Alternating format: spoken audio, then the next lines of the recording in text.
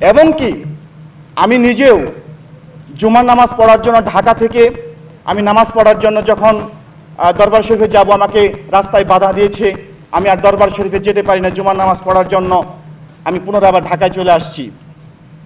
এমন অবস্থার মধ্য দিয়ে 7-10 তারিখে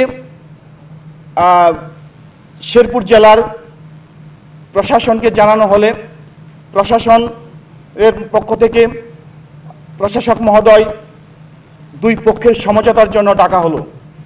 এই প্রোগ্রামে আমাদের আজকের একজন মেহমান ছিলেন সৈয়দ হাসান আল আজহারি সাহেব, উনিও ছিলেন। কিন্তু যখন জেলা প্রশাসক মহোদয় ডাক দিলেন আমরা উপস্থিত হলাম, কিন্তু তারা সেই প্রোগ্রামে উপস্থিত হলেন না, বরঞ্চ তারা ক্ষিপ্ত হয়ে গেলেন। তারা ক্ষিপ্ত হয়ে তাদের আরও দরবার ভাঙবে এই বলে বিভিন্ন ধরনের তারা হুমকি দামকি দিয়ে আসছে।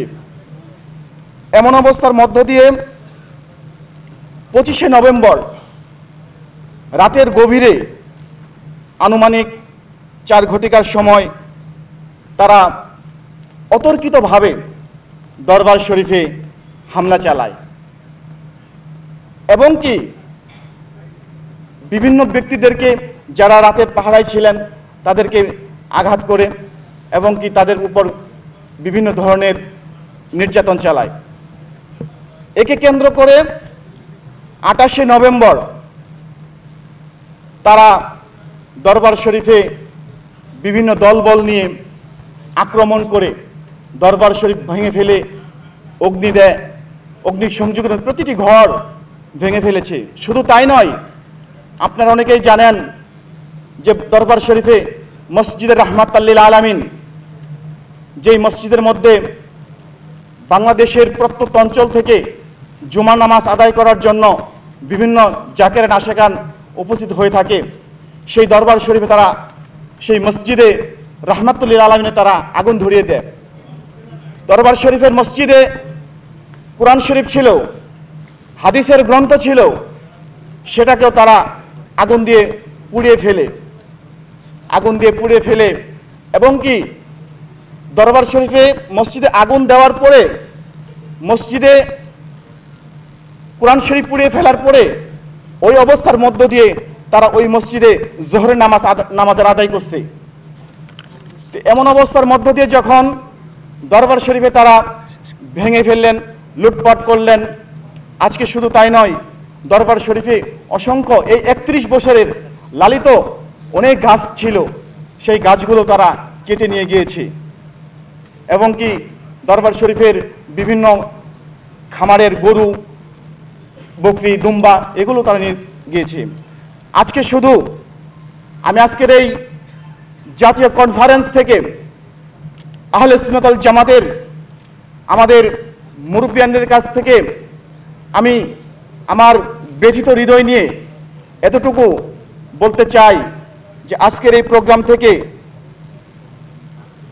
সমস্ত সুন্নি ভাইদের কাছে আমার বলার এবং প্রশাসনের কাছে এবং কি সম্মানিত উপদেষ্টা মণ্ডলীদের কাছে, সাংবাদিক ভাইদের কাছে, সকলের কাছে আমার অনুরোধ যে আপনারা আমাদের এই দরবার শরীফের প্রত্যক্ষভাবে আপনারা পরিদর্শন করে এবং এই দরবার শরীফকে আমাদের কাছে ফিরিয়ে দেন।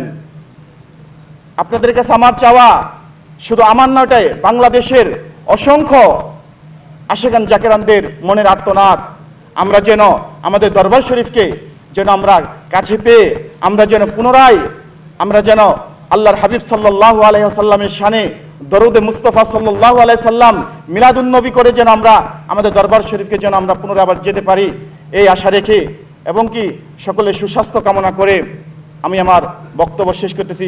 আসসালামু আলাইকুম রহমতুল্লাহি ওয়া বারাকাতুহু। এখন আলোচনা নিয়ে আসছে মাওলানা মতিউর রহমান সাহেব। আমরা সকলে জানি যে এই দরবার শরীফে আক্রমণ হয়েছে, সে মুর্শিদপুর দরবার শরীফের পক্ষ থেকে উনি আলোচনা করবেন। ওনাকে আলোচনা করার জন্য বিশেষভাবে অনুরোধ করছি।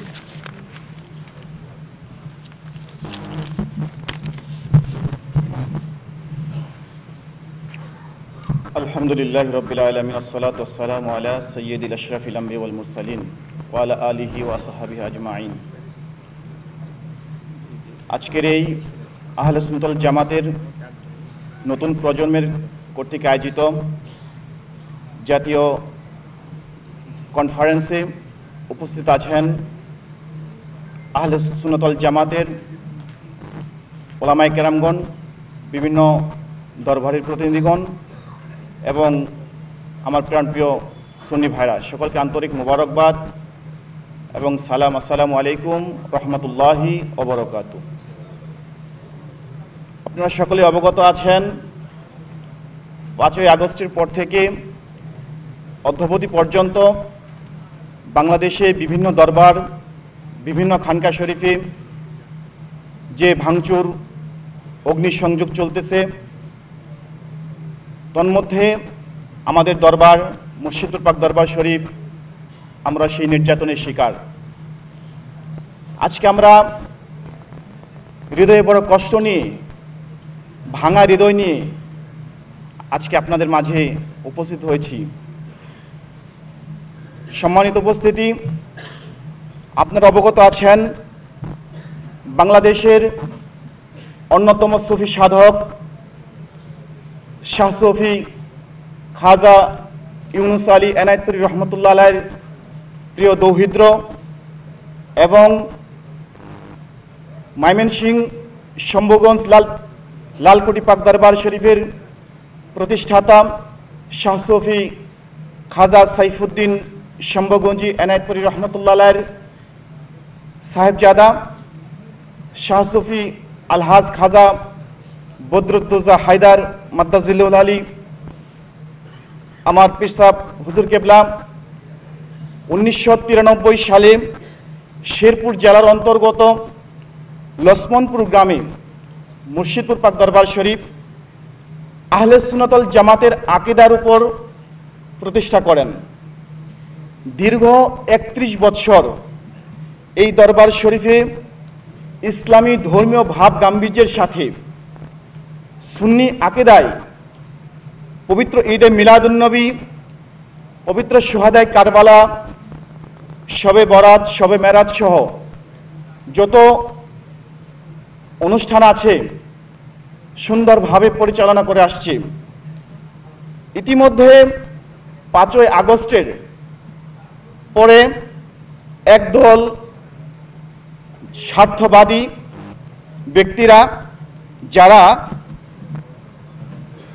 তাওহীদি জনতা ঈমান আকীদা সংরক্ষণ এই ব্যানারে তারা দরবার শরীফে বিভিন্নভাবে চাঁদা দাবি করে এবং কি এই চাঁদা না দিলে তারা দরবার শরীফ ভেঙে ফেলবে, এইভাবে তারা বিভিন্নভাবে তারা হুমকি বিভিন্ন দিক থেকে প্ররোচনা করে থাকে।